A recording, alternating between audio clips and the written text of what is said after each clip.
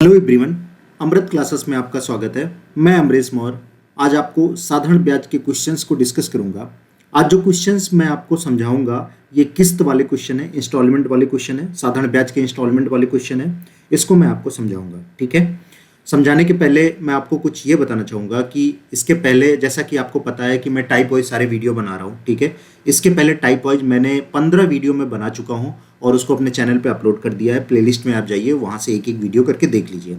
उसमें अभी तक के बेसिक्स है ना, और अभी तक के जितने सारे क्वेश्चंस हैं इंस्टॉलमेंट को छोड़ के, क्योंकि इंस्टॉलमेंट आज मैं स्टार्ट कर रहा हूँ, इसके पहले के जितने सारे हैं वो सारे क्वेश्चन मैंने डिस्कस किया है, ठीक है। और मेरे चैनल पे अगर आप नए हैं तो चैनल को सब्सक्राइब कर लीजिए और बेल आइकॉन को भी प्रेस कर लीजिए। उससे आपको ये फ़ायदा होगा कि मैं कोई वीडियो फ्यूचर में या ये वीडियो जब मैं अपलोड करूँगा तो आपको एक नोटिफिकेशन चला जाएगा, आपको पता चल जाएगा उस नोटिफिकेशन से मैंने कौन सा वीडियो डाला है, अपलोड किया है, और उसको आप तुरंत देख सकते हैं, वहीं के वहीं देख सकते हैं, ठीक है। वहीं पे क्लिक करके आप उसको देख सकते हैं। तो चलिए आज स्टार्ट करते हैं। ये साधारण ब्याज के किस्त पर आधारित क्वेश्चन है ना। जैसा कि ऊपर आपको हेडिंग दिख रहा होगा, किस्त पे आधारित क्वेश्चन। एक एक चीज़ें समझते हैं, छोटी छोटी चीज़ें समझते हैं। जैसा कि आपको पता है, सबसे पहले मैं बेसिक समझाता हूँ जो कि बहुत इंपॉर्टेंट है। उसके बाद जो भी तरीका मुझे पता है वो तरीका मैं आपको बताता हूँ, ठीक है। और भी तरीके हो सकता है आप जानते हो, लेकिन मुझे लगता है ये तरीका सही है, इस तरह आप करिए, ठीक है। तो चलिए ये सवाल देखते हैं, इसकी बेसिक समझते हैं, उसके बाद जो भी कॉन्सेप्ट है मैं बताता हूँ आपको। तो पहला सवाल इसमें क्या कह रहा है, किस्त पे आधारित पे कह रहा है 944 रुपए की एक राशि देय है ना। ये देय जो वर्ड है ये कई जगह आपको मिलेगा, ये थोड़ा सा इंपॉर्टेंट वर्ड है। जैसे आप देख रहे हैं 944 में यहाँ रखा हूँ, ठीक है। तो देय क्या होता है कि जैसे इसमें किस्त होता है, किस्त पे कुछ इंटरेस्ट या कुछ ऐसे दिया होगा, प्रत्येक किस्त पे कुछ इंटरेस्ट पड़ेगा, वो सब सारी चीजें प्रत्येक साल का मिला के जो पैसा होता है वो देय होता है। यहाँ पे वर्ड देख रहे हैं कुछ अलग है, देय है ना, ऐसे बोल रहा है कि ये देय है। और अभी तक हम जैसे मिश्र धन पढ़ रहे हैं तो मिश्र धन में वो अमाउंट होता है, लेकिन यहाँ पे देय वर्ड बोलेगा। तो ये चीज आपको समझना है। इंस्टॉलमेंट में जब आप क्वेश्चन करेंगे देय को समझना है कि जो भी आपको किस्त बन रहा है, किस्त पे जो भी इंटरेस्ट बन रहा है, प्रत्येक किस्त पर और इंटरेस्ट मिला के प्रत्येक साल का जो भी पैसा होता है वो आपका देय होता है, ठीक है। अभी समझेंगे, धीरे धीरे सवाल को समझेंगे तो समझ जाएगा। तो 944 रुपए की एक राशि देय है, वो कुछ भी पैसा उधार लिया था, उस पैसे को उधार लेने के बाद कुल मिला के ब्याज और किस्त सब सारी चीजें जो भी मिला के उसको जो भी पैसा दे रहा है वो 944 रुपये है, ठीक है। अब क्या कह रहा है, यदि भुगतान 4 बराबर वार्षिक किस्तों में किया जाता है ना, सवाल के हिसाब से समझेंगे। 4 बराबर वार्षिक किस्तों में किया जाता है। प्रत्येक किस्त पर जो भी प्रत्येक किस्त बन रहा है, ये थोड़ा सा इंपॉर्टेंट है, ये दिमाग में रखना। और इससे ज्यादा इंपॉर्टेंट ये है, प्रत्येक किस्त पर शेष समय के लिए 12% की दर से, शेष समय के लिए 12% की दर से साधारण ब्याज देय हो। तो प्रत्येक किस्त की राशि ज्ञात करिए। मतलब 4 बराबर वार्षिक किस्त जो है वो बराबर वार्षिक किस्त है। प्रत्येक किस्त जो भी बराबर बन रहा है उस पे हर साल 12% की दर से जो शेष समय है उस पे शेष समय के लिए आपको ब्याज देना है। बात समझ रहे हैं कैसे? जैसे इस सवाल को बेसिक्स को समझिएगा। प्रत्येक किस्त में माना x है, मैंने मान लिया x रुपया प्रत्येक किस्त। तो आप जानते हैं आपके पास कितने साल है, ये पहला साल है, ये पहला साल हो गया, और ये दूसरा साल हो गया, ये तीसरा साल हो गया, और ये चौथा साल हो गया। बात समझिए। जब पहले साल बात करेंगे तो जब शुरुआत में पहला साल होगा तो शेष साल कितना बचेगा, 3 साल शेष साल बचेगा। ये थोड़ा सा दिमाग में रखना है। तो सवाल क्या कह रहा है, प्रत्येक किस्त तो हमने लिख लिया, x लिख लिया प्रत्येक किस्त, है ना। ये प्रत्येक किस्त लिख लिया। प्रत्येक किस्त पर शेष समय के लिए, जैसे प्रत्येक किस्त x ले लिया और इसी x पर प्रत्येक किस्त पर शेष समय के लिए 12% की दर से साधारण ब्याज। तो हमने जैसे क्या किया, पहले साल के लिए किस्त तो लिख लिया, किस्त माना x है, और इसी किस्त पर शेष समय के लिए 12% की दर से ब्याज। तो शेष समय 3 होगा, यहां मैं 3 लिख देता हूं, शेष समय 3 होगा, क्योंकि अगर ये पहला साल है, टोटल 4 साल के लिए, तो बचा 3 ही साल, और ये 12% के हिसाब से बटे 100, ये पहले साल का टोटल उसको पैसा देना पड़ेगा। बात समझ रहे हैं। इसमें किस्त जो बराबर वाली किस्त है ये है, लेकिन जो टोटल पैसा पहले साल का जोड़ेंगे आप इतना होगा, ठीक है। अच्छा, दूसरे साल क्या बात आएगी, जैसे यहां पे मैंने किया, दूसरे साल फिर वही कहानी, आपका प्रत्येक किस्त x है, हमने x मान लिया, प्लस उस किस्त पर शेष समय के लिए जब दूसरे साल आप पहुंचेंगे तो दूसरे साल आपका पास शेष समय कितना बचा, टोटल तो 4 साल है, तो भाई दूसरे साल अगर बात करेंगे तो शेष समय 2 ही साल बचा। तो आप देख रहे हैं उस किस्त पर 12% के हिसाब से शेष समय यानी 2 साल ये ब्याज हो गया, ठीक है। अब तीसरे साल ये प्लस होता जाएगा, ये सब प्लस होता जा रहा है, बात समझ रहे हैं। तीसरे साल की क्या बात आएगी, तीसरे साल फिर आपका क्या हो जाएगा, x तो लिखना ही है, x पे इस 12% के हिसाब से शेष समय कितना होगा, तीसरे साल एक ही बचेगा। बात समझ रहे। एक ही साल तो बचेगा, तो एक साल लिख दिया। और लास्ट में क्या होगा, लास्ट में आप जब जाएंगे चौथे साल, तो चौथे साल आप सिर्फ एक्स लिखेंगे। अगर आप इस पे करना चाहते हैं तो 12 गुणे, अब यहाँ पे तो आपको कोई समय बचा नहीं, यहाँ पे तो आपको जीरो रखना पड़ेगा क्योंकि चौथे साल, क्योंकि शेष समय तो कुछ है नहीं, बटे 100 करेंगे तो ये पूरी वैल्यू जीरो हो जाएगी, सिर्फ एक्स बचेगा। बात समझ गए? एक बार फिर से मैं बोल के आपको दिखाता हूँ। जो सवाल कह रहा है ये इसके बेसिक्स हैं, है ना, और इसी बेसिक्स पे ये पूरा, ये पहला साल है, तो पहला साल क्या होगा, किस्त ले लिया और इस किस्त पर शेष समय के लिए 12%, तो शेष समय के लिए टोटल 4 साल है, तो शेष समय 3/100, ये पहला साल हो गया। अच्छा, दूसरे साल पे क्या होगा, किस्त ले लिया, है ना, किस्त ले लिया और किस्त पर शेष समय के लिए तो 12% शेष समय, दूसरे साल बचेगा 2 ही साल, टोटल 4 साल है, तो ये दूसरे साल का हो गया टोटल। अच्छा, तीसरे साल की बात क्या होगा, किस्त ले लिया और इस किस्त में शेष समय के लिए, तो तीसरे साल जब आप जाएंगे तो आपके पास बचेगा सिर्फ 1 साल, है ना, शेष समय के लिए। अच्छा, चौथे साल आप जाएंगे तो चौथे साल आपने एक्स ले लिया और शेष समय की बात करेंगे, एक्स गुणे 12 और गुणे, अब शेष समय कुछ बचा नहीं तो आप जीरो रख दिया, ठीक है, तो ये वैल्यू तो खत्म हो गई, ठीक है, तो सिर्फ बचेगा कितना, ये वैल्यू बच जाएगी एक्स, है ना, प्लस एक्स इंटू 12 इंटू 3/100, ये पहले साल की बात आ जाएगी, ये पहला वर्ष है ना, और दूसरे वर्ष कितना आ जाएगा, x प्लस, है ना, x गुणे 12 गुणे, बचा समय 2 पे 2 ही बच जाएगा, है ना, ये दूसरा साल आ गया, ध्यान से समझना, प्लस x, है ना, प्लस x गुणे 12, बचेगा 1 साल बटे 100, है ना, ये तीसरा साल आ गया और चौथा सिर्फ x बच जाएगा और दे कितना है 944। यही आपका बेसिक्स है ना इस सवाल के लिए। अब इसी को मैं सॉर्ट कर दूंगा, आगे आपको इसी को शॉर्ट भाषा में समझा के सॉल्व करूंगा, लेकिन जब बेसिक्स लगाना होगा इसमें दे वाले क्वेश्चन में, तो आप ऐसे ही होता है बेसिक्स, ठीक है। इसको मैं मिटा देता हूं, तो इनको जब आप हल करेंगे तो हल करके देखिए, यहाँ पे मैंने दिया है, इसको समझ लेते हैं। तो जब इनको हल किया तो 100 यहाँ पे गुणा हो जाएगा, तो 100x प्लस 12 36x आ गया, ठीक है, बटे 100। ऐसे यहाँ पे 100x plus 24x 2200, 100x plus 12x 2200 और ये x। अब इन सबको जब आप सॉल्व करेंगे तो आपको x की वैल्यू आ जाएगी, क्योंकि इस समीकरण में अगर आप देख रहे हैं तो इस समीकरण में सिर्फ आपका एक ही अननोन वेरिएबल है, वो x है हर जगह, जैसे यहाँ पे x, यहाँ पे x, यहाँ पे x, तो एक ही अननोन वेरिएबल है, तो आप सिंपली x की वैल्यू आ जाएगी। तो x कितना आएगा 200, तो ये जो 200 है आपका, यही प्रत्येक किस्त होगा, है ना, जो बराबर किस्त बनेगा ये प्रत्येक किस्त। और इसी पे जब आप पहले साल का जोड़ेंगे 200 पे 12% के हिसाब से शेष समय 3/100, इसको जब हल करेंगे, ये खत्म ये, तो ये कितना जाएगा, 12 दूनी 24 या 12 तीन 36 दूना 72, यानी 272 पहले साल देगा। बात समझ रहे हैं? फिर उसके बाद 200 प्लस 200, मतलब दूसरे साल की बात करेंगे, 200 प्लस 200 गुणे 12 और दूसरे साल शेष समय इतना, ये दूसरे साल इतना आ जाएगा, जो 12 दूनी 24 दूना 48, यानी 248 रुपया। बात समझ रहे हैं? ऐसे तीसरे साल, ऐसे चौथे साल सिर्फ 200 रुपया देगा। तो ये सब जोड़ेंगे तो वही आ जाएगा, 944 रुपया आ जाएगा। बात समझ रहे हैं? तो ये इसका बेसिक्स था जो आपको मैंने समझाया। अब इसका अगर जो ये तरीका बता रहा हूँ, ये तरीके से बड़ा तेजी से हो जाता है ना, बहुत तेजी से ये हो जाएगा अगर इस चीज़ को थोड़ा सा समझ लेते हैं। तो ये कैसे, जैसे अब मैं यूनिट में बात करूँ, जहाँ मैं x मानता था ना, मैं x नहीं मानूंगा, मैंने मान लिया 100 यूनिट प्रत्येक किस्त होगा, ठीक है, ध्यान से समझना, 100 यूनिट मैंने प्रत्येक किस्त हो लिया। जब अगर प्रत्येक किस्त 100 यूनिट हो लिया, तो अब बताओ क्या करोगे। अब ये 100 यूनिट तो हो गया, ठीक है ना। अब ये बताओ इस 100 यूनिट पे जो हमें टोटल रेट होगा वो कितना होगा, 12% के हिसाब से 3 साल, यही तो होगा। तो पहली साल का जो टोटल पैसा देगा वो 136 यूनिट देगा। बात समझ रहे हैं? यही तो हुआ ना, ध्यान से समझना इसको। मैंने क्या कर लिया, मैंने किस्त तो लिख लिया 100 यूनिट, जैसे सवाल कह रहा है, और इस पे बचा इस 100 यूनिट पे, इस 100, जैसे यहाँ पे समझो, यहाँ पे इसी चीज को मैं लेके समझाता हूँ, इस वैल्यू को भाई, x प्लस x गुणे 12 गुणे 3/100, यही है। अगर x की वैल्यू 100 रखोगे तो यहाँ पे 100 रख दिया, प्लस अब 100 गुणे 12 गुणे 3/100, है ना, तो ये खत्म हो गया। तो ये 100 तो रहेगा ही, ये 12% और 3 साल ये बच जाएगा, ये यूनिट में वैल्यू आएगी। बात समझ रहे हैं? तो वैसे मैंने क्या किया, सबसे पहले किस्त तो हमने लिख लिया, किस्त, है ना। अब 12% बचा साल कितना होगा, पहले साल तो बचेगा 3 साल, ये टोटल आ गया 100 प्लस 36, ऐसे भी लिखते जाना, ऐसे समझने। दूसरे साल 100 तो लिखना ही है किस्त, और 12% तो लिखना ही है। बचा साल कितना होगा, दूसरे साल बचेगा 2 ही साल, तो 12 गुणे 2, 100 प्लस 24 आ गया, ठीक है। और तीसरे साल बात करेंगे, ये पहला साल हो गया, ये दूसरा साल हो गया, ये तीसरा साल।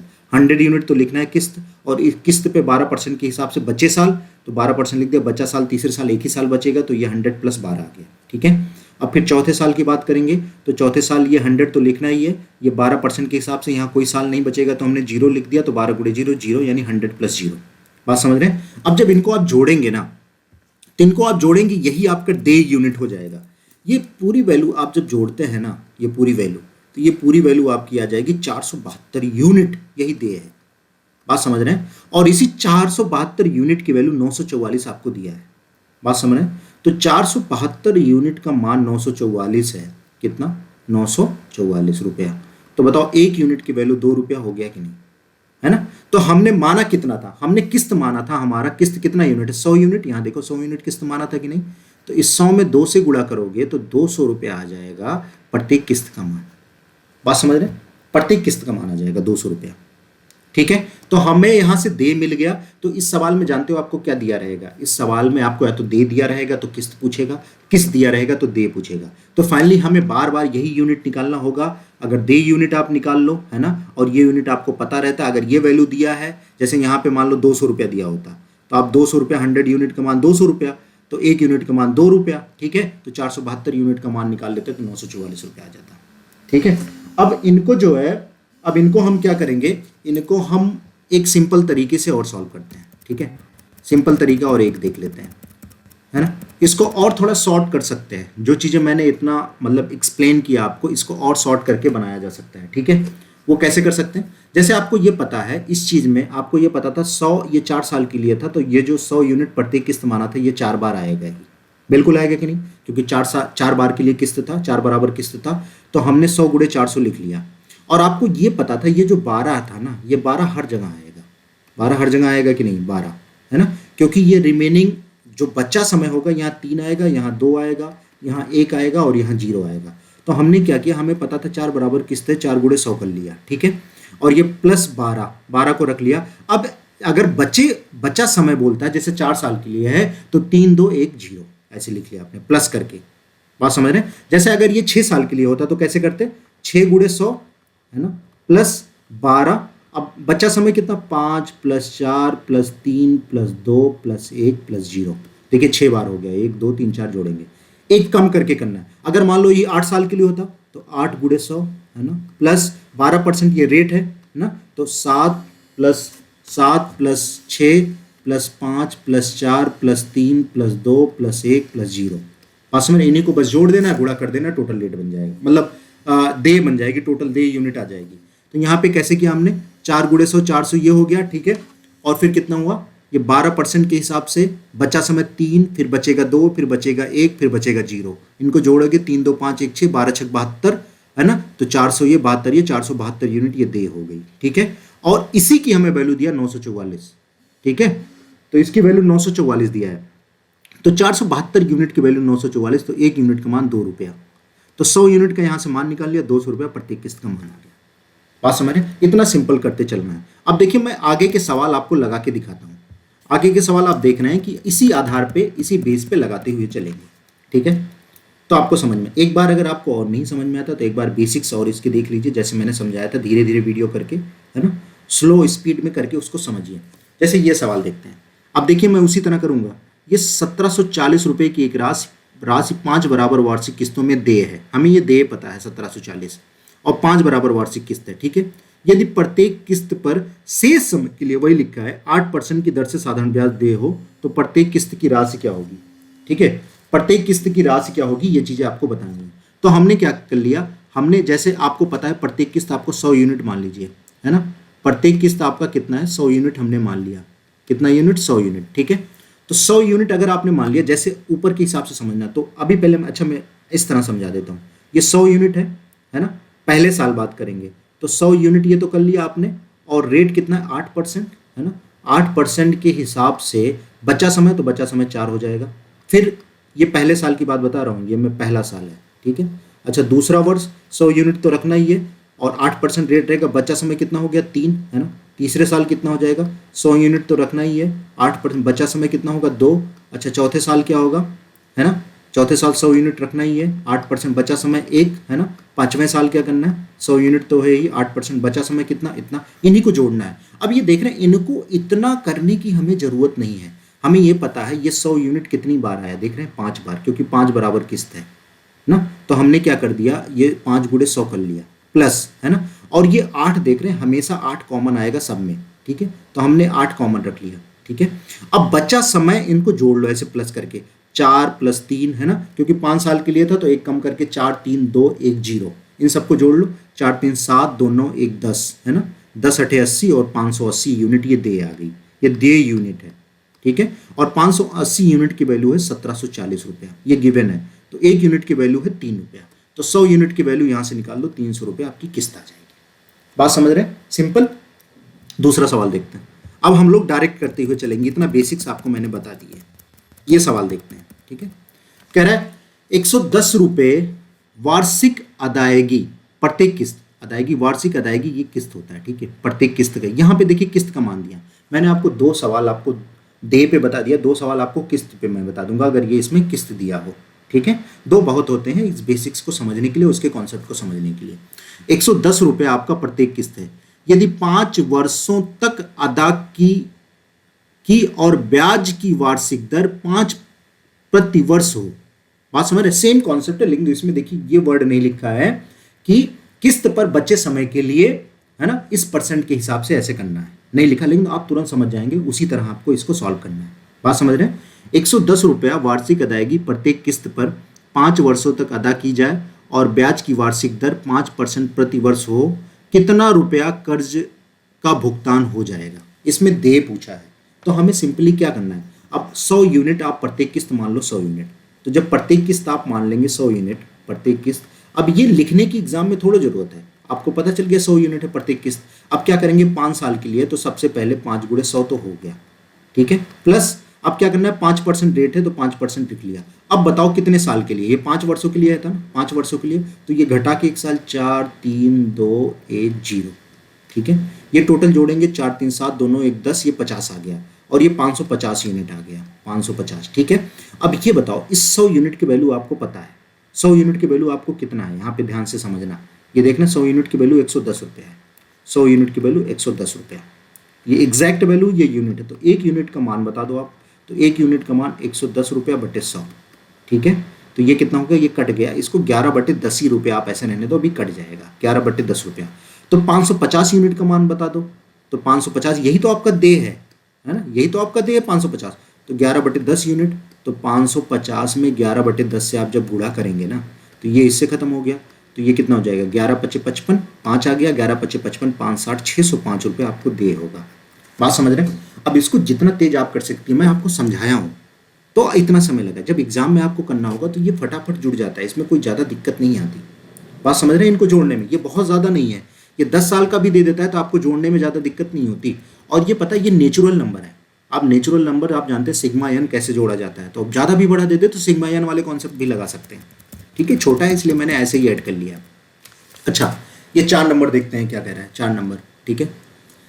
4 नंबर कह रहा है 400 रुपये की वार्षिक किस्त, है ना, ये वार्षिक किस्त है, किस्त पता है, यदि 3 वर्ष तक अदा की जाए तथा ब्याज की वार्षिक दर 4% प्रति वर्ष हो तो कितना रुपया जमा हो जाएगा। सेम सवाल है, तो अब मैं ज़्यादा समय नहीं लूँगा, 3 साल है तो 100 यूनिट आपने मान लिया किस्त, तो 100 गुणे 3 आ गया, प्लस रेट कितना है, रेट है 4%, 4% हमने ऐसे कॉमन ले लिया। अब समय 3 साल है तो घटा के 2 + 1 + 0, 0 इसलिए मैं बार बार आपको लिख देता हूँ, चाहे आप 0 मत लिखे, लेकिन 0 से आपको ये पता चल रहा है 3 बार ये किस्त हुआ होगा। बात समझ रहे हैं, तो आपको थोड़ा सा कन्फ्यूजन नहीं रहता, बार बार लिख लिया करिए, इसको छोड़िएगा मत, लिखने से आपको कुछ चीज़ें क्लियर हो जाती है। 2 1 3 3 3 चौक 12, 312, ठीक है, ये 312 यूनिट यही आपका देय है, ठीक है, ये क्या है, देय है। आपको किस्त पता है, तो 100 यूनिट की वैल्यू आपको पता है कितना, 400 रुपया, ठीक है। तो बताओ 1 यूनिट की वैल्यू, 1 यूनिट की वैल्यू आपको 4 रुपया आ गया, समझ गए यहाँ पे। तो बताओ 312 यूनिट की वैल्यू 4 से गुणा कर दो तो कितना हो जाएगा, 1248 रुपये आपको देय हो जाएगा। बात समझ गए, ये आंसर आ गया, ठीक है। 4 सवाल हो गया, ठीक है। और ये जो अभी और नेक्स्ट सवाल जो आने जा रहा है दूसरे टाइप का है, लेकिन इस पे 2 क्वेश्चन मेरे पास और हैं, उसको भी मैं समझा देता हूँ।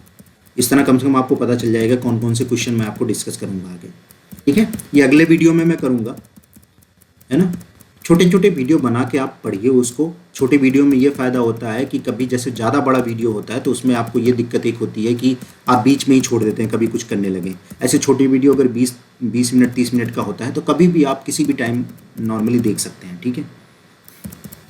तो चलिए वो क्वेश्चन में और इसमें है कहीं 2 क्वेश्चन और मैंने करा दिया था लास्ट में। अच्छा ये रहा, है ना। देखिए ये सवाल, ये आए हुए सवाल होंगे इसलिए बाद में करा दिया था, कोई पूछा रहा होगा तो मैं क्लास में ही डिस्कस कर दिया था, ठीक है। कह रहा है कितने रुपए, है ना, कितने रुपए वार्षिक देने पर, कितने रुपए वार्षिक देने पर, यानी किस्त पूछा है। 848 रुपए का ऋण ना, 848 रुपए का ऋण 4 वर्ष में चुकाया जा सकता है। बात समझ रहे, 848 रुपए का ऋण है वो, जो आपका जो देय है, बात समझ रहे, 848 रुपए का है, ठीक है। जबकि सरल ब्याज 4% है।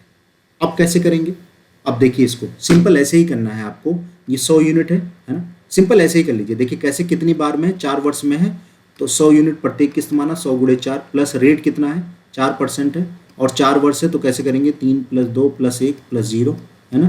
तो 3 2 5 1 6 6 चौक 24, 424, है ना। तो ये कितना आएगा 424, और ये कितने का था 848 का ऋण। सेम ऐसे ही करेंगे तो 848, है ना, और ये कितना गुना हो जाएगा, ये 2 गुना।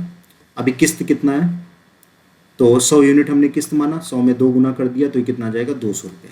ये 200 रुपया किस्त होगा। बात समझ रहे, उसी के हिसाब से कॉन्सेप्ट होगा। अब और एक सवाल देख लेते हैं इसी पे। 64 कितना है 6450 रुपए का ऋण 5% वार्षिक साधारण ब्याज की दर से कितनी वार्षिक किस्त देकर 4 वर्षों में चुकाया जा सकता है। तो सिंपली क्या है, कितने साल का है ये, 4 वर्ष है ना। तो 100 गुणे 4, है ना, या 4 गुणे 100 प्लस रेट कितना है 5, और 4 साल है तो 3 + 2 + 1 + 0, ठीक है। तो 3 2 5 1 6, है ना, 6 पंचे 30, तो ये कितना आ जाएगा 430। 430 की वैल्यू है 6450, है ना। तो 1 यूनिट की वैल्यू 15 रुपये, ठीक है। तो अब बताइए कितना करेंगे, 100 यूनिट का मान निकाल लो। तो 100 यूनिट का 15 से गुणा कर दिया, 150 रुपया, सॉरी 1500 रुपया, है ना, 1500 रुपये ये किस्त हो जाएगा। कितना आसान हो गया, बात समझ गए। देखिए मैंने नीचे बेसिक से भी बताया था, ऐसे भी बताया था, 1500 रुपये आ गया। तो चलिए यही रखते हैं, ठीक है। आगे वीडियो में जो भी क्वेश्चन बचे उनको भी मैं सॉल्व कर दूंगा, है ना, उनको भी देख लीजिए। इसमें काफ़ी क्वेश्चन है, यहाँ पे जाके ख़त्म हो जाता है, बस लास्ट है, ठीक है। तो चलिए यही रखते हैं, पढ़ाई करिए। और जो भी कोई क्वेश्चन, और एक चीज़ और मैं बोलना चाहूँगा कि अगर आप कोई भी किताब यूज करते हैं, जो भी आपके पास बुक्स है, किसी भी टीचर का हो या इवन आपके पास कोई भी किताब है, उसमें आप साधारण ब्याज के क्वेश्चन लगाइए, प्रीवियस ईयर के क्वेश्चंस को लगाइए। साधारण ब्याज में जो भी प्रीवियस ईयर में साधारण ब्याज के क्वेश्चन आए हैं, अगर आपको कोई प्रॉब्लम होती है आप मुझे व्हाट्सएप कर दीजिए। हर जगह आप देख रहे हैं, जितने भी जहाँ भी देख रहे हैं, हर जगह मुहर लगी हुई, इसमें मेरे नंबर है, व्हाट्सएप नंबर ये है, ठीक है, ये ऊपर वाला। आप इस पर व्हाट्सएप कर देंगे वो क्वेश्चन, मैं उसका चाहे वीडियो बना दूंगा या आपको उसको सॉल्व करके बता दूंगा। मुझे लगता है कि मैक्सिमम कवर हो गया है ना। जो छोटे मोटे इधर उधर के बच्चे होंगे वो समझ पे ही डिपेंड करते हैं कि आपकी कितनी समझ है अभी भी, है ना, उस हिसाब से आप कर सकते हैं, ठीक है। तो चलिए ये रखते हैं, थैंक्स फॉर वॉचिंग।